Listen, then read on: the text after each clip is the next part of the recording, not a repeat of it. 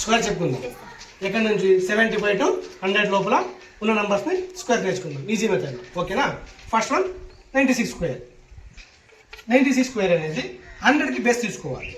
100కి 96 difference ఎంత? 4 కాబట్టి 4 square ఎంత? 16కి రాసుకోండి. ఓకేనా?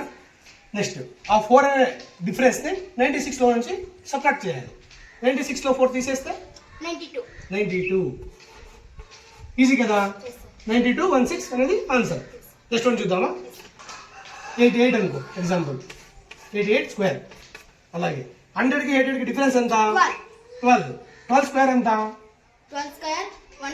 144. ఓకేనా? అంటే 44 2 నెంబర్స్ మాత్రమే రాసుకోవాలి. ఓకేనా? 1 ఇక్కడ క్యారీ తీసుకో.